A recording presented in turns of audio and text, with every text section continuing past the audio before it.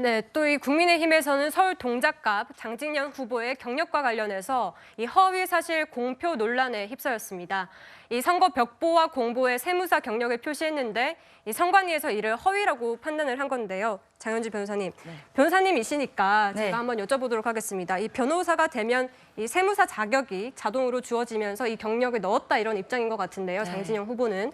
근데 왜 선관위에서 이를 허위라고 판단을 한 겁니까? 그러니까 이게 좀 복잡한 이제 세무사법 개정과 그리고 변호사 단체와 세무사 단체 간의 어떤 그동안의 또 역사적인 내용들이 있기는 합니다.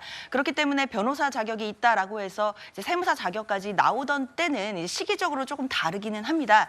그러나 일단 이런 부분이 있습니다. 세무사 자격을 변호사 자격을 받았기 때문에 부여받는 부분도 분명히 있는 것인데 그런데 지금 선관위가 이야기하는 것은 세무사로서의 등록을 하지 않았기 때문에 세무사로서 명칭을 쓸 수 없다라는 부분을 꼬집는 것으로 봐야겠습니다. 그렇기 때문에 허위사실 공표다라는 부분인 것인데 그러나 또 장진영 변호사 입장에서는 세무사 자격이 있는 것은 또 확실한 것인데 특히 이제 주무부서인 기재부에서도 이 부분을 인정했다라는 취지거든요. 그러나 이제 또 선관위에서는 이 등록을 하지 않아서 세무사가 아니다. 그래서 허위사실 공표다라고 일단 공고를 한 상황이기 때문에요. 이 부분들이 사실 지역 구민들이나 유권자분들이 보실 때에는 과연 이 허위사실 공표의 어떤 그 비난 가능성이 얼마나 클지 네. 이런 부분들을 보시고 아마 판단하지 않으실까라는 생각은 듭니다. 알겠습니다. 저희가 이 부분에 대해서도 당에 물어봤는데 이 오후 2시에 기자회견을 한다고 합니다. 그 입장을 한번 살펴보도록 하겠습니다.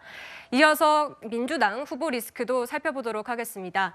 이 국민의힘이 양문석 더불어민주당 안산갑 양문석 후보를 사기 혐의로 고발해 지금 안산지청이 수사를 진행 중인데요.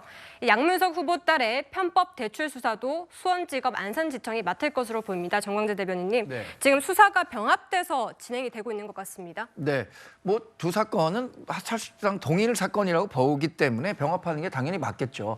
근데 지금 뭐 양문석 리스크를 얘기하는 데 있어서는 여러 가지 이후의 대응 과정에 대해서 의문을 제기할 수밖에 없습니다. 그러니까 집 매각하겠다고 했는데 매각하겠다고 한 가격이 역대 최고가인 39억 원입니다. 네. 지금 부동산 시장 거래가 굉장히 침체돼 있고 또 부동산 시장이 화랑이 아님에도 불구하고 최고가에 내겠다는 것 자체가 매각의 진정성이 있는 것인지 또 하나 전세를 동시에 내놨다고 하는데 이게 혹시 뭐 전세값 받아서 대출 상환하고 자신은 안산으로 그냥 이사 가서 살면 된다 이런 안이한 판단을 하고 있는 것은 아닌지 양문석 후보 자신이 이 문제에 대해서 답해야 된다고 생각하고요.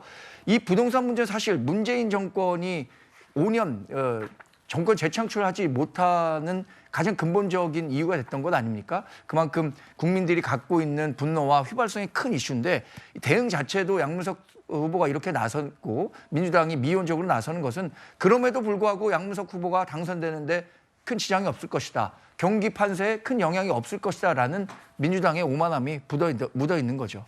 알겠습니다. 지금 양문석 후보 더 이상 논란 없도록 아파트를 처분해 대출금을 긴급하게 갚겠다 이런 입장을 내놨었는데 저희가 물론 이 39억 원이 최고가인지는 확인을 좀 해봐야 합니다.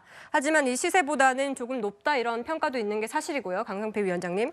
그리고 또 동시에 전세 10억 원을 내놨습니다. 이러다 보니까 지금 정광재 대변인님께서 하신 말처럼 실제로 이 아파트를 팔 생각이 있는 것이냐, 이 선거 때까지 버티기 하는 것 아니냐 이런 지적들이 나오고 있거든요.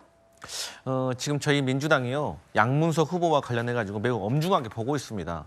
다만 지금이 선거 후보자 등록이 마감돼서 저희가 양문석 후보를 철회시킬 수 없는 어떤 현실적인 문제가 있기 때문에 지금 유보적인 입장인 겁니다. 그렇기 때문에 이건 선거 차후에라도 본인이 국민께 약속해서 그러니까 매도를 해서 시세 차익이 남은 거는 공익단체에 기부를 하겠다라는 약속은 지켜지지 않았을 때는 저는 엄중한 조치가 있을 것으로 판단을 하고 있고요.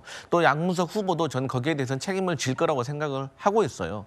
근데 저는 이 시점에서 이제 양문석 후보와 관련해서는 그렇게 일단락이 될 수도 있지만 아니 저는 금융감독원에서 아니 역대 최초로 검사 출신 금융감독위원장이 취임을 했을 때 얼마나 독립성과 객관성에 대해서 우려를 많이 했습니까? 그게 현실로 드러났다. 그래서 아니 대구 지역의 7개 새마을금고에서 300억 원대 허위 대출 건이 있었을 때 피해자들이 금융감독원에 어떤 살펴봐달라고 요청을 했음에도 불구하고 관할 건이 없다고 해놓고 나서 양문석 후보 일개 개인 한 명에 관련된 거에 대해서는 이렇게 급하게 나선 거에 대해서는 국민들이 이 정권이 사안을 바라보는 태도에 대해서 다시 한번 평가하실 거라 저는 보고 있습니다. 네, 지금 민주당은 관건 선거라고 하면서 선택적으로 수사를 하고 있다 이렇게 주장하고 있지만 이복현 금감원장은 지금 불법은 불법이다 이런 입장인 거거든요. 네. 그러니까 양문석 후보의 그 관련된 논란의 핵심은 그런 거 아닙니까? 과거 부동산 투기 과열지구의 경우에는 자신의 소득 또는 자신이 부담할 수 있는 능력 범위 내에서는 무리하게 이 부동산 투자를 하지 말라. 이것이 문재인 정부의 부동산 정책이었습니다. 그런데 양문석 후보의 경우에는 자신 부부의 돈만으로는 이 고가의 아파트를 살 수가 없으니 자신의 딸 명의의 사업자 등록을 내서 편법으로 이 11억 원의 대출을 받아서 이 당시 30억 원이 넘는 고가의 서울 아파트를 산 거 아닙니까? 이런 방법 우리 국민들 중에 몇 명이나 알았겠습니까? 알았다 한들 그렇게 대출 받을 수 있는 국민 몇이나 됐겠습니까? 그 과정에 양문석 후보가 민주당 정책위 부의장이라는 고위 당직에 있지 않았다라면 그런 대출이 과연 가능했겠는가? 이런 의문을 다수 국민이 가지고 있는 거 아닙니까? 이제 와서 문제가 되니까 팔겠다라고 하고는 있습니다만 그것만으로 문제 있었던 편법 대출이 없어지는 것입니까? 저는 이 부분은 양문석 후보가 당선이 되든 그렇지 않든 그 결과에 대한 책임은 엄중하게 물을 필요가 있다는 생각이 듭니다. 네, 이제 엄중한 처벌이 필요하다라고 하셨는데 강성필 위원장님, 이 당에서도 엄중한 조치가 있을 것이다라고 하셨잖아요. 물론 이 수사에 착수했기 때문에 결과를 봐야겠습니다만 당에서는 어느 정도의 수준까지 처벌을 할 수 있다고 보고 계십니까? 그것은 지금 조사를 통해서 양문석 후보가 본인이 주장하는 것처럼 편법인지 아니면 불법적 요소가 있었던지는 어떤 사법 당국을 통해서 가려질 것이고 또 사법 절차에 의해서 책임질 부분이 있으면 책임은 질 것입니다. 저희 민주당에서 말하는 것은 본인이 지금 흠결이 있음에도 불구하고 선거 막바지기 때문에 저희가 후보 철회를 못 시키는 어떤 이런 특수한 상황이 있기 때문에 네. 본인이 지금나마 그래도 국민께 최소한의 약속을 한 게 있잖아요. 그것을 지키느냐 지키지 못하느냐에 대해서 그것을 말하고 있는 겁니다. 알겠습니다. 지금 이 김준혁 후보의 과거 발언도 연일 논란이 되고 있습니다. 이 대통령 부부를 빗대서 이 암수 한몸 토끼 발언을 하기도 했습니다. 장윤지 변호사님, 사실 이제 같은 여성으로서 계속 김준혁 후보가 이 성적으로 문제가 될 만한 그런 발언들을 계속하고 있는 게 이 많은 여성 표심을 잃을 수 있는 부분으로 보이기도 하거든요. 그렇죠. 사실은 뭐 총선에 미치는 영향 이런 부분을 변론으로 하더라도 발언 자체가 너무나 부적절합니다. 그리고 이 부분에 대해서는 당에서도 심각하게 바라보고 당 차원에서도 후보에게 사과를 권고한 바가 있었거든요. 그래서 일단 후보가 앞서서 한 차례 사과를 한 적은 있습니다. 그러나 그 사과 이후에도 계속해서 언론을 통해서 과거의 발언들이 지금 계속 논란이 되고 있는 상황이기 때문에 당에서는 이 부분도 낮은 자세로 들여다보고 있는 것은 분명해 보입니다. 사실 후보가 만약에 필요한 경우라면 뭐 추가로 사과를 해야 되는 것 아니냐라는 얘기들도 지금 나오고 있는데 특히 그 정도로 당에서는 이 부분은 부적절했고 엄중하게 봐야 된다는 부분에 대해서는 대부분이 동의를 하시는 것 같습니다. 특히나 이제 이 부적절한 발언에 대해서는 이제 결국 국민의 판단을 받게 된 상황이다라고 봐야겠는데요. 만약에 국민의 판단으로 혹시라도 국회의원이 되게 된다라고 하더라도 본인이 사과했던 내용들을 가슴에 새기고 또 국민들께 앞으로 이런 부분들께 얼마나 진정성 있게 다가갈 수 있는지 이런 부분들까지도 국민의 선택에 맡겨야 되는 것 아닌가라는 생각은 듭니다. 네, 지금 김준혁 후보의 발언이 계속해서 나오고 있습니다. 지난해 한 유튜브의 방송 출연해서 육사는 나라를 팔아먹어도 괜찮다는 생각으로 성장하지 않았나 이런 발언을 했습니다. 정광재 대변인님. 네. 지금 이화여대 총동창회에서도 사퇴를 요구하고 있고 심지어 이제 육군사관학교 총동창회에서도 후보직을 사퇴하라고 주장하고 네. 있습니다.